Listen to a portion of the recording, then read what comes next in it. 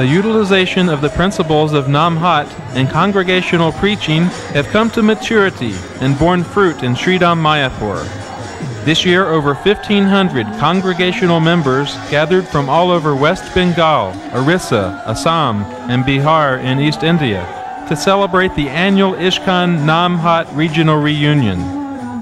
The success and enthusiasm of the Namhat Festival can be duplicated and administered worldwide as the congregational preaching expands to every town and village.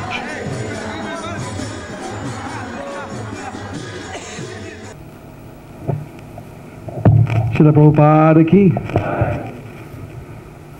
Chaitanya Mahaprabhu ki, Sacinanda Bhaktivinod Thakur ki.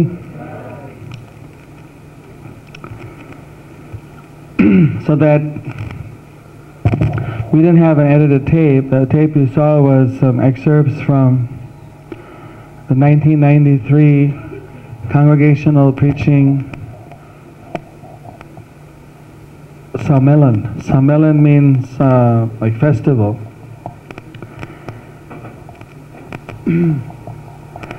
Last year 1,500 Namhatis came for that festival. And there's a three-day program where they 3-day program. They come here, they register one day, then there's 2 days of seminars, morning and night, different seminars. Some for the preachers, some for the householders, seminars on Gurukul, seminars on different topics of interest to them, some organizational seminars. And then one morning they like to go out for some mini parikram where they go either to Bhaktivinod Thakur's house or the birthplace of Lord Chaitanya. They all go together, all 1,500 go around the park once in a big kirtan and go out and then come back. Then sometimes there's an initiation ceremony if there's anyone for initiation, different things.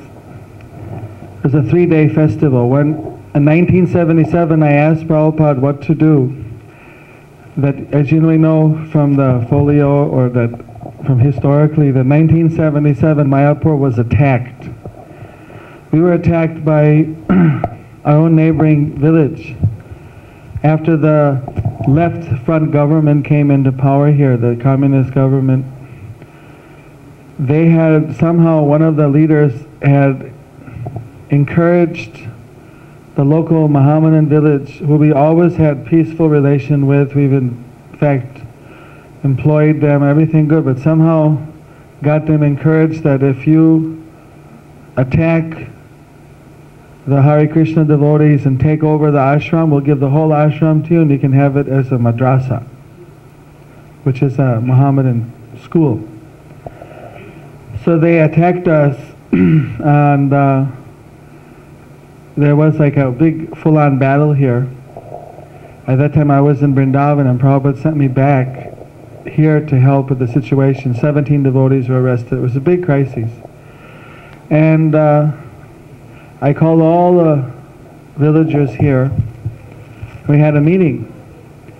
And it's kind of interesting, although it's not directly congregational preaching, but at that time, considering what we heard in class this morning about envy and about so many different factors, they had a room filled with 400 representatives of all the local villages. And they started asking for their help and support. And then they were talking and they said, well, these people don't invite us to their programs. They don't invite us when they have a Janmashtami to come and take, you know, we're the local village leaders, we're not invited. They don't call us. Now they're in trouble, they're calling us. And then someone else said, well, they're foreigners, most of them are foreigners. And this is like, it was getting really rough. I didn't know what we're going to do here. Like everybody's speaking bad. I said, you know, it looks like we are really not aware of what a local standing was with the people. Then all of a sudden one person said, well, wait a minute, they have the regular Food for Life programming. They're feeding our hungry people. They're feeding our poor people. And someone else said, yeah, I mean, they're doing work, they're doing things for us. And then someone else said, after all, they're worshipping Krishna, he's also our Lord. It's not a foreign temple, it's a Krishna temple. And then, so the whole thing changed, and they finally said, okay, we'll support you. You know. So what the support was, we would just have a very peaceful procession from here to the Chandkazi Samadhi with 25,000 people. In order to, 25,000, in order just to show solidarity. Because that they tried to create that it was the villagers against us. It was really one village, a particular community, which was against us. And that was also just artificial. Otherwise we were always living friendly with them. We don't have any bad relation with Muslims or anything. In fact, still now a lot of our workers are Muslim. It's not we don't have any problem like that. It was just like Kali Yuga, something that happened. So we organized this procession of 25,000 people, and there was 168 kirtan groups. And it was like ecstatic. One devotee came out to me, he says, I can't believe it. Every kirtan group is chanting a different tune and a different melody and a whole different rasa. Someone is, separation, Hare Krishna, Hare, someone's Hare Krishna, and they all could keep it, keep their own little group, could keep the kirtan going on. And when the whole procession went, the police said, please don't, and when you asked for permission, said, don't say 25,000 because we require all the police in the whole state. Just say 1,000. We can give a few. But there were literally 25,000 people. After that, there was absolutely no disturbance. There was a very peaceful procession, but everybody knew that, there was a total solidarity, and after that, the chief minister also, he himself said, let's, for communal harmony, let's drop all the court cases and call it peaceful, quits. So at that time, I was so impressed to see, we have such a potential in India. We have got 168 kirtan groups we got here in just a matter of 2 weeks. And I told Prabhupada about it, and he was very, very pleased. And I said, well, shouldn't we do something to tap the existing, like Bengal, the existing kirtan potential that's here? And Prabhupada thought about it, and he said, what you should do is, I asked him whether we could make an organization in order to cultivate all these kirtan groups, an organization in the village. Should each village have its own branch that'd be integrated somehow with ISKCON? I didn't really have a clear concept. And then Prabhupada said, yes, you can do that. At that time I thought it called the ISKCON Sankirtan Organization, ISHO or something. I really didn't know what to call it. The Prabhupada said, one thing he said is that you should bring them to Mayapur, and they should stay with us for a few days. They should see how we're doing deity worship. They should experience ISKCON. And then we send them back to the village and let them preach. Now just a few words like that of encouragement and guidance. So on that basis, we have this annual festival where we bring them here. We do it either right after the festival when we get to a free pandal, or later on when there's a free pandal, in the off season, in the little bit when there's not a and they completely fill up. It's just as crowded as it is now. It's that crowded, completely packed up with Namhat members. More crowded because they fit more in a room than the devotees. 6 in a room and they're screaming. We can fit 10 Namhatis in a room and they won't scream. 12 they may scream. So in this way we're trying to fulfill Prabhupada's dream over here. And we found that by bringing them here, gradually over the years, they've really started to identify with ISKCON. And I'm really concerned how to bring more of them here, like people that live quite far away in the North Bengal or Assam. They cannot afford to come here. Like maybe even have some scholarship program for leading preachers to come here, subsidize their train fare or something. Airfare, anyway, train fare. So, but we found that but he wanted the Namhatis should participate in the ISKCON programs. Later on, I found a book, as I mentioned last year in the Congregational Preaching Seminar, that actually there was a book, the Gaudiya Patrika, which was edited by Prabhupada. He was the president of that Patrika during his Vanaprastha years. He was in the Devananda Gaudiya Mutt for a few years. And then he took sannyas from Keshav Maharaj. So in that period he was the president of their magazine, the Gaudiya Patrika. And one issue he published the whole history of the whole guidelines of the Namhat as detailed by Bhaktivinoda Thakur. That's available now in English, called Godram Kalpatavi. And so there it gives a basic structure of the Namhat. Yesterday we were discussing about the Namhat. A lot of devotees want to know about the structure, how it's organized. As much information as we could get from Bhaktivinoda Thakur, we organized it like that. Because we only had 5 of the issues of his Godram Kalpatavi, where there's supposed to be a lot more. And it's another research job to really find out. Someone told me that there's a whole book about Namhat somewhere. They've heard about it, it exists, by Bhaktivinoda Thakur, but we haven't found it yet. We don't even know the name of it. But somewhere there's a lot more detail. Kind of answering the question Raghuveer Prabhu brought up yesterday, how are you going to keep the Namhat in line with ISKCON? Now one way they're doing it is they're having all the devotees from the temple go to the Namhat programs and give the classes. That's one way to do it, but then it requires a lot of devotees, and the Namhatas had to be very close. The situation in Bengal is a bit unique because what I wanted to do was tap into the existing kirtan groups that were there and try to swing them over and make them part of ISKCON, which turned out to be more, it's a little more complicated than what it looks like. Because they like kirtan, but many of them, they have absolutely no idea about things like rules and regulations or very much philosophy.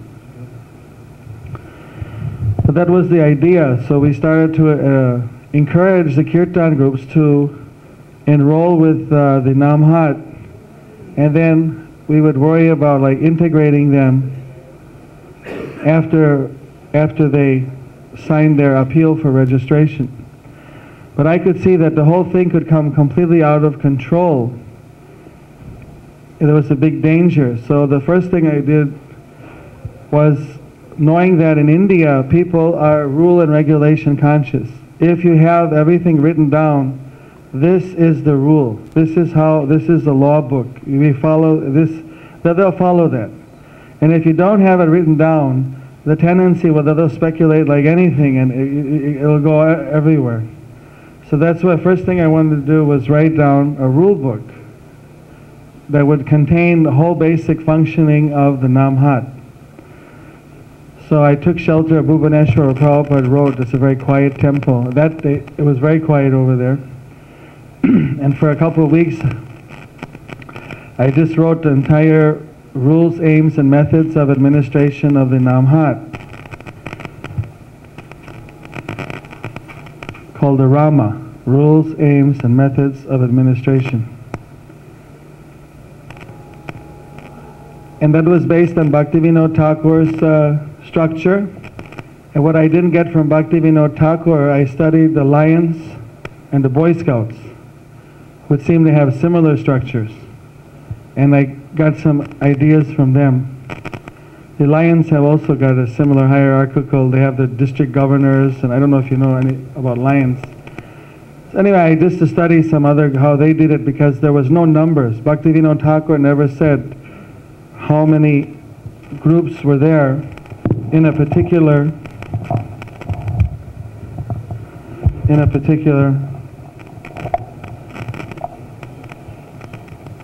unit.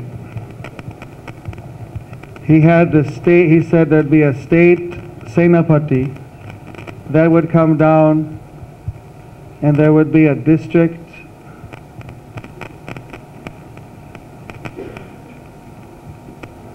and then from a district he said there would be a chakra,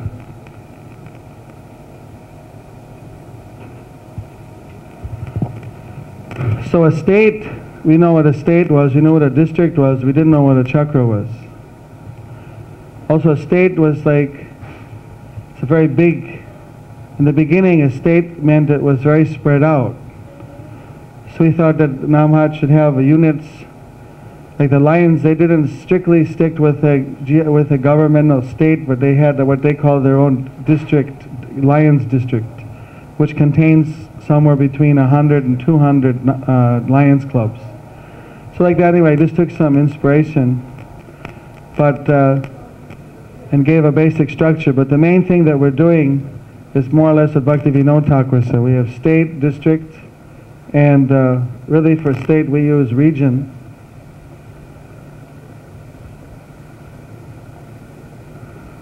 At the present time. We have district supervisors and then chakras. We made a chakra should be somewhere between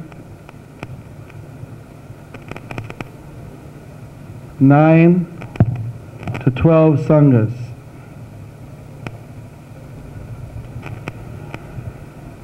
And we found that in the Lions there was like, I think there was something very small unit of 3 or 4 sanghas. 3 or 4 of their little clubs. So what we thought was that the chakra was very big for our Namhat devotees who are only part-time, able to give a part of their time. So we made an upachakra.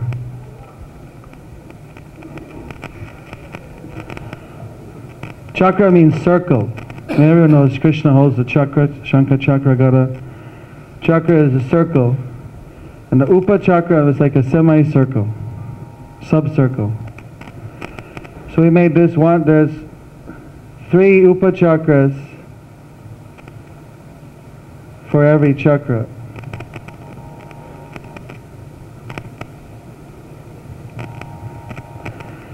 This made it very easy because each of these had approximately 4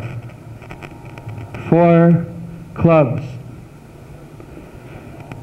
And so this upachakra has been very well developed in our Namhat structures. You heard we maybe have 800 to 1,000 active sanghas. So the first year it started off with 45 people registering, 45 sanghas. The next year it went up to 150, then it went up to 250, then it went up to 450, then like that. Then finally it went over 1,000. It became obvious that we only had like 12 men in the department to start out with. Now we have 42 active devotees in our Namhat. You know, now we have registered something like 1,700, but it's like unmanageable to keep track of so many sanghas. Even it's 2 years ago, one sangha came with a bus load of 60 people in a 50-passenger bus, and they came here, and nobody visited them for 3 years because they were from some tribal area on the border of Bihar and Bengal, somewhere in Midnapur. It takes 6 hours of walking through the jungle to get to them. So none of our Namhat preachers, had other priorities stopped, or maybe 3 days you have to walk through. It's like a very interior. How many did that one tribal, that bus load came? Huh? Birbhum, Nakonta. Singhbhum in Bihar. How long it takes to get there to where they are? Nobody. It's very interior. But somehow they came, they joined the Namhat, and one of the people there had made 21 or something, how many? 21 or 15 Namhatas in the area. And it just like was going on automatic. And he got a whole busload of them together to come because he was getting the circulars and the newsletters, and so he was writing and getting, by mail he was communicating, but physically nobody could go there. So some are so far away or so difficult to reach that it's just very difficult. Things were expanding so quickly. So we had to have a structure which would allow the Namhatas to function to a certain degree, independent of ISKCON's temple devotees directly being present at their meetings. At the same time, we wanted to have we obviously have to keep control over what's happening there. So the way is that we have a district supervisor, which is basically he's always a temple devotee, supervisor. And right now there's some other levels, but what we're basically dealing with is the chakra level and the upachakra. So he is trying to organize everything in the chakras. Whenever he gets 3 to 5 groups together in an area, he has one of them be a upachakra overseer, upachakra patti. Then this is a title given by Bhaktivinoda Thakur as a chakra senapati. Senapati. This is a Sanskrit word, sena pati. It literally, in vernacular Hindi, Bengali, Sanskrit, means general. The word senapati is used as general. But Bhaktivinoda Thakur, he divided the word, what does it actually mean? Sena means soldier, and pati means protector, just like a husband is also called pati. So senapati, who protects the soldiers. So he said what a chakra senapati is he's one who has to protect all the devotees in his chakra to see that they don't go off, that they don't go off the track, they don't get contaminated by upasampradaya, by other sampradayas, philosophies, by other maya of any type. So, like everything in Bhaktivinoda Thakur, Namhata means market, but then he changed what the market means is the market where you're giving your love and faith and you're getting bhakti and prem. So similarly, Senapati, it sounds like a general, like a big title, but he said, no, it means you're the servant, you're the protector of the devotees. So everything you have to know the esoteric meaning, then it all makes sense. So Bhaktivinoda Thakur, he stressed that if there's any disagreement, you shouldn't argue. You should just take it up to the next Senapati in the line. And let them decide. If they can't decide it mutually, if their vision is not clear enough to answer all the doubts, then you go up the hierarchy. But don't argue and don't create dissension. Just so in this way, they can tell you the practical problems and practical benefits. I'll let Bhadracharu, I'll give you the theory. They can tell you the practical. There's always a little difference between the practice and the theory. But the theory of it was that if you have a upachakra senapati, who's a businessman, school teacher, he's a self-employed, he's a grihastha that has to maintain his family. He has a limited amount of time he can give. He has his own Namhata Sangha that he's attending to. He has another 4 sanghas. He thought that one day in a week he could spare one evening, at least one evening in a week, he could visit one of the other sanghas. So the system is supposed to be that they're supposed to visit in 1 month all the other sanghas in their upachakra, in their semicircle.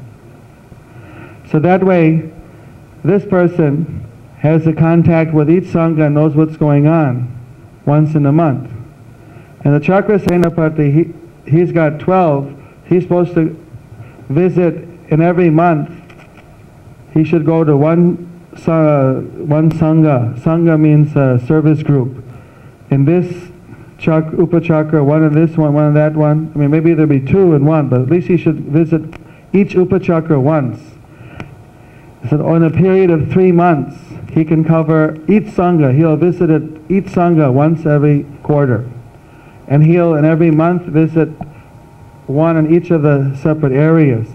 So he'll also have quite a understanding. And he's also only has to give 1 day a week, 1 night a week, because they all meet in the evenings. So it's not too big a demand on them. We want to go into a more elaborate structure later, where they'll give 2 nights a week. But we haven't developed up to that level. If you want to see the whole concept, it's available in the Rama Rules A Method of Administration. Right now we're just dealing with these 2 levels and our devotee district supervisors. Bhadracharya, you'd like to fill in any gaps? Practical, key? Okay, I gave the theory how you do it. Now what's the practical problems you face, or how do you actually manage this kind of thing? What's there any good or successful or experiences you faced in trying to implement this scheme? Bhadracharya Das, Regional Co-Director of the Namhata. Hare Krishna.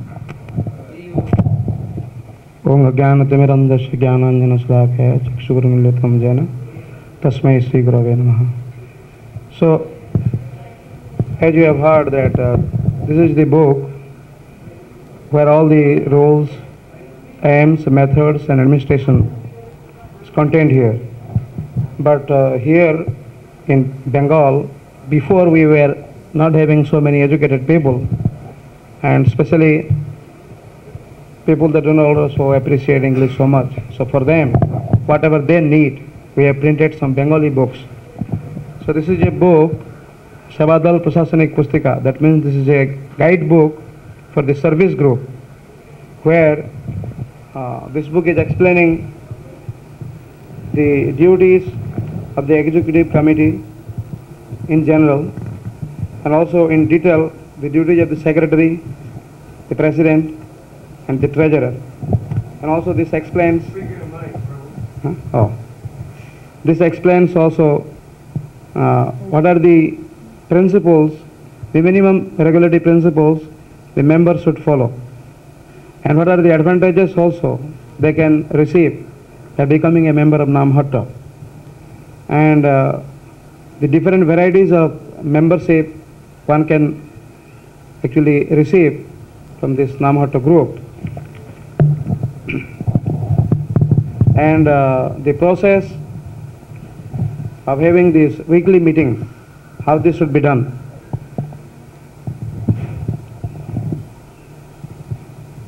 This is explained. And this is mainly for the Senapatis, the Upachakra Senapatis, the duties, how they should perform their duties. The methods are here. And also for the Chakrapatis. For these 2 Senapatis, this book is meant for. And Godruma Kalpatavi, this is a book mainly the principles are there. So whatever problems arise, of course there are so many problems when you go out and preach. So when a Sangha is also established, problems are there. But we try to solve all the different problems just by following these books. It is a small book written by Srila Bhaktivinoda Thakur, but these books solves almost all the problems that arises in Namhata Sangha. You see, just like some people in the beginning, they were interested in doing this Namhata program because they were thinking, oh well, ISKCON is American society, or we may get some, just like, because in India there are many so-called religious society like Bharat Sevashram, Ramakrishna Mission, and so many others, where they mainly propagate the philanthropic activities, and unless they do some type of philanthropic activities, people they do not consider it as a religious organization. So practically people they think religious activity or spiritual activity means feeding people or giving some help to the poor. You see, so they do not know how to differentiate between the philanthropic activities and spiritual activity. So in the beginning they were thinking, well, ISKCON has got a lot of money and it's a foreign organization, so if we do this we may get a lot of benefit also. Maybe ISKCON will build a temple for us, or ISKCON will supply so many things to us. This was the idea of many people in the beginning. So gradually, all these people, actually they registered a big number of groups in the beginning, but nowadays they are all going away because they understand that no, this is something else. This is purely spiritual. And gradually, and these books, just like one example I can give, this book explains that one should not, give me the English one so that I can, for the patrolman. So one of the things is mentioned, the 9th point, no one should desire to get any material reward for doing work for Namhatta. One should depend for his maintenance on his private job. Flags, banners and kartals should also be purchased by his own income. In this way, by performing selfless service, he will be able to satisfy the chief merchant, Sri Nityananda Prabhu. So like this, so detailed and so clear instructions are given. So you can, if you just read this, people will just keep quiet. You see, if somebody really want to do some service for Namhatta, then he can easily rectify himself. And if somebody does not want to do any Namhatta service, just for some material desire, fulfill his material desire, he is trying to serve Namhatta, then he will be going away. So some of the people, just like we told yesterday, that we had we are having 1,800 Namhatta Sanghas registered. So out of 1,800, 1,000 Namhatta Sanghas are active. So the rest 800 Sanghas, so most of these Sanghas actually in the beginning, they registered in that mentality, and now they can understand that no, it's something else. So they are gradually going away, and some of them, they are rectifying themselves. They are understanding. Yes, ISKCON is a spiritual organization, and this is very important, and they are realizing that they are not CIA or anything like that, but they are the devotees of Lord Chaitanya Mahaprabhu. So they rectify themselves.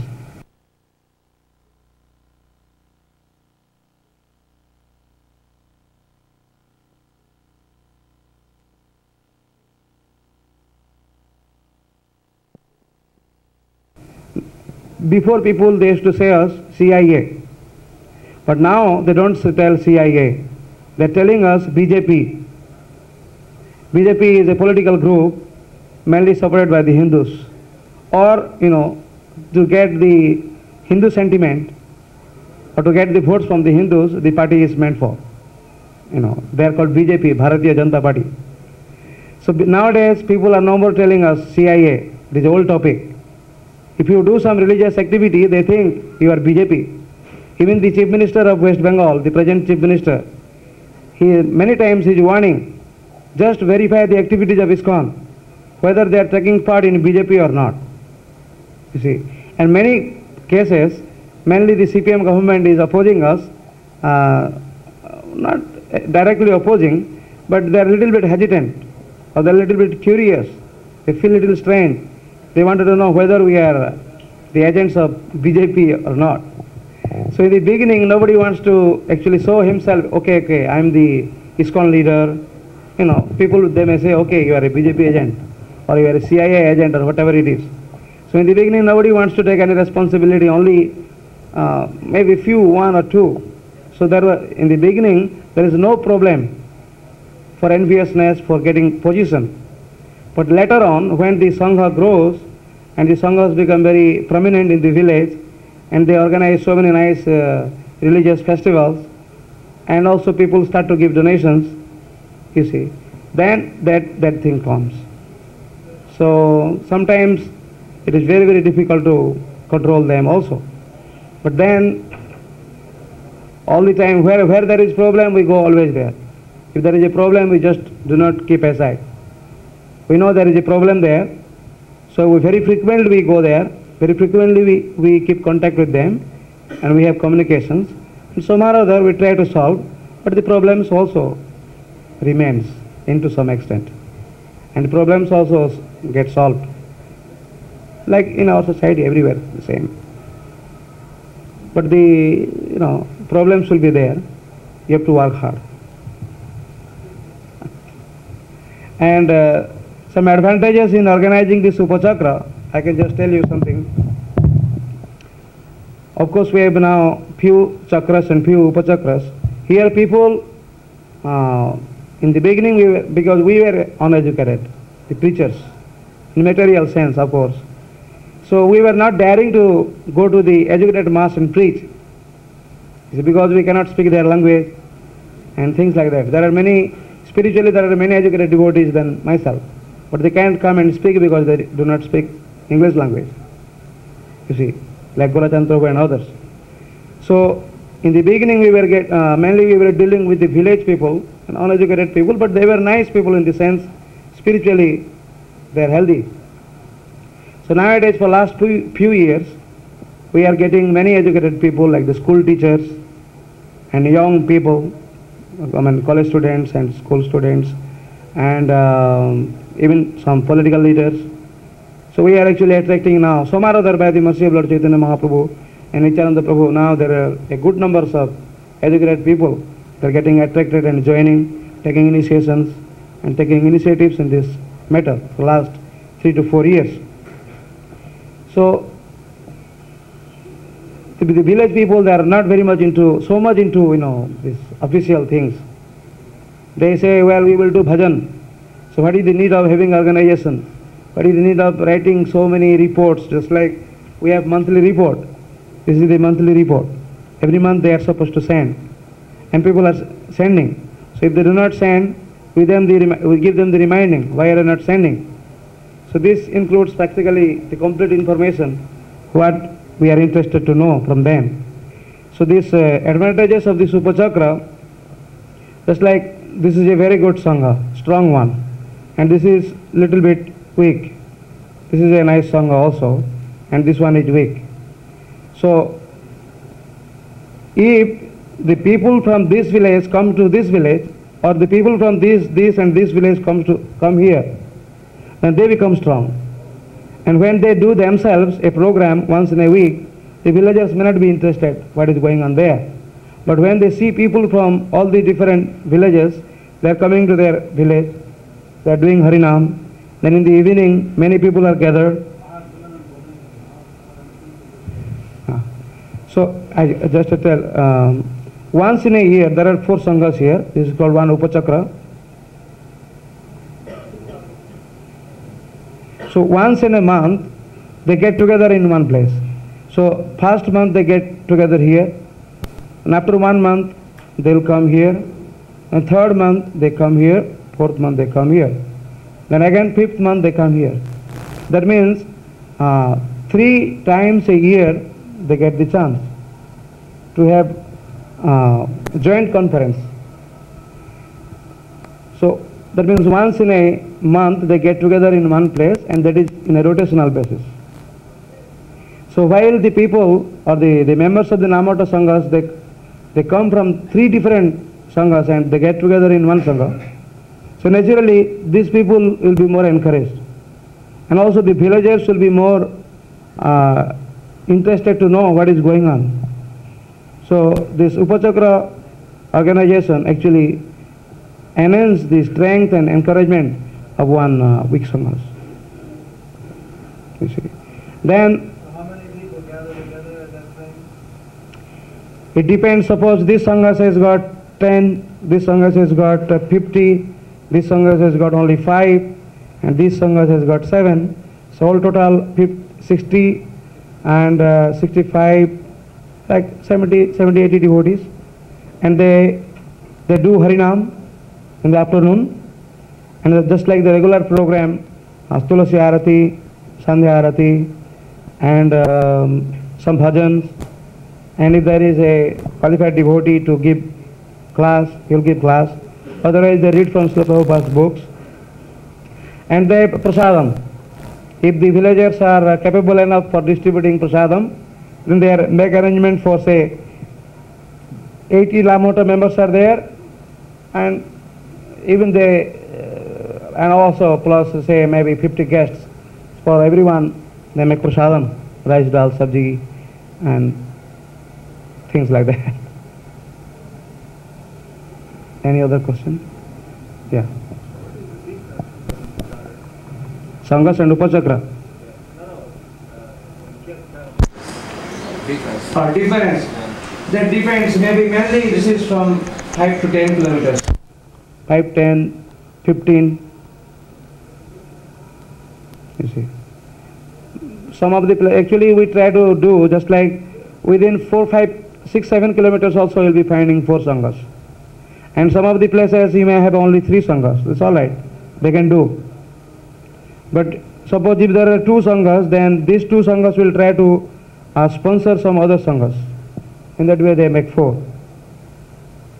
The 15 minutes we have Kalakanta Prabhu, he has some experience about newsletters. Do you think you could make enough time to start the topic? I wanted to call you earlier, but somehow the questions mobbed us. Kalakanta Prabhu is in the ISKCON Foundation in America, and he's been traveling to different places, very active. And he's been developing his understanding in different aspects of congregational preaching through the ISKCON Foundation. So he also has some techniques how to develop newsletters and things, which I think he can explain better than me. Hare Krishna. Thank you. Hare Krishna. I work in North America primarily, so I'm not certain how relevant everything I have to say will be for everyone, but I hope you'll find it of some value. I believe Sridhar Maharaj addressed this group 2 days ago about direct mail, and he's very enthusiastic about direct mail. I'm also very enthusiastic about newsletters, because we see from the presentation that the more the circle of Prabhupada's family grows, the more people we have to keep in touch with. And one of the most efficient ways to keep in touch with so many people is through the mail, because we just can't be everywhere. It's been a very weak area in our preaching all over the world in general. And there are reasons why. Okay. Well, one of the main reasons, I don't know about your experience, my experience has been the reason that newsletters don't get produced or don't get produced regularly is we try to make them very complicated. We try to explain philosophy, we try to give a lot of information, very attractive graphics, do fancy things that are interesting. Like one devotee will get a computer and for about 2 months he'll be really into putting out a newsletter. Then he learns all the software, all the programs, and then it gets boring. So the principle that we like to advocate is just keep it very, very simple and very, very regular. You consider in most parts of the world how much people, mail people get and how little time they devote to reading it. You realize that it could be a great waste of time to make something very, very in-depth. However, they will look at your newsletter and appreciate that you had the thoughtfulness to send it to them. So for this reason, we encourage the temples to put out, actually have a newsletter on newsletters, which I'll bring copies of for everyone. I'm sorry I don't have them today, but I'll have them on the table tomorrow, free copy of this for everybody to take home. The components of the newsletter, very simply, a message from the preacher. One short message which is most pertinent for the congregation in that particular time. That needs to be there. Something personal from you as the preacher to the congregation. Then there needs to be a statement of financial report. Because if people are contributing to your organization, it is your duty to tell them how the money has been spent. There's a certain art in presenting it also, how you present this financial report. For example, people like to contribute to deity worship, right? What else do people like to contribute to that goes on in your temple? Food for life, right? Or prasadam distribution in general. What else? Cow protection. What else can you think of? Educational programs, training, right? Festivals, good. Outreach programs. How many people like to contribute for the electric bill? How many people like to contribute for the insurance? So when you present your financial report, what do you think is better to give in the expense column? Preaching, prasadam, or insurance, electric, gas? Actually, the insurance, electric, gas have to be there so that we can preach, distribute prasadam, and do all the other wonderful things they like to contribute to. So in presenting the finances, we want to tell people all what's called functional accounting, all the functions of the temple. We list those in the expenses and the income. The income, of course, is coming from donors. Even if they're donors on the street, for book sales, they're still donors, contributors. So as far as possible, we want to acknowledge the donors and recognize them.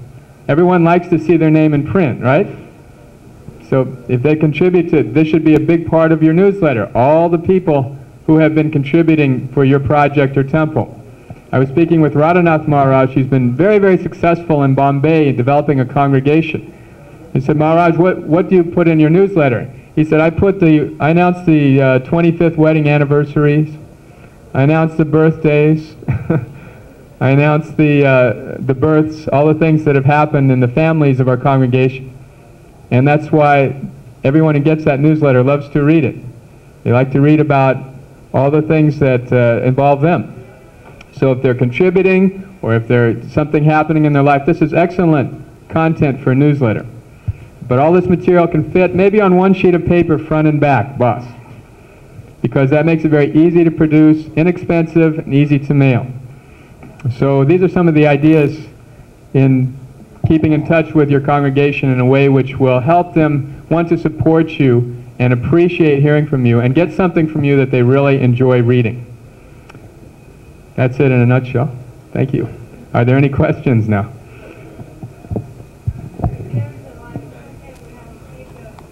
National newsletter for Namahata members. So what will be the need of a temple newsletter for people who already receive one from a kind of national content? There's a national newsletter. What's the need of a local temple newsletter? Is everyone that's involved with the temple getting this national newsletter? Or just everyone who gets is involved? Well, we have like a different, our congregational preaching is divided into different areas, but most of our congregational members do receive a national newsletter, Namahata. Well, the reason a local newsletter would still probably be an advantage is because people are contributing for the local temple. And therefore, it's a good idea for the local temple to acknowledge just those people. Isn't it? If the newsletter is simple to produce, it's not too much to be sending them 2 newsletters. The more, the better. In fundraising, in fact, there's a principle that you have to contact people and do some sort of cultivation with them a certain number of times before asking them for contributions. So the newsletter is one of the best ways to just keep a regular cultivation going, and after sending the newsletter regularly, then if you ask for a contribution, people are inclined. So if it's very simple, it will help the temple financially, it will help their relationship with the congregation locally. Personally, I believe every ISKCON project, no matter how small, could be cultivating a congregation, cultivating supporters, and communicating better with the newsletter. Even if it's a library project, a museum project, a Gurukula, each and every ISKCON project will have its constituency. And therefore, any project leader needs to know this art of developing that constituency. Newsletter is the most basic means for doing that. Any other questions? Okay, again, I'll just reiterate tomorrow. Oh, yes, Prabhu.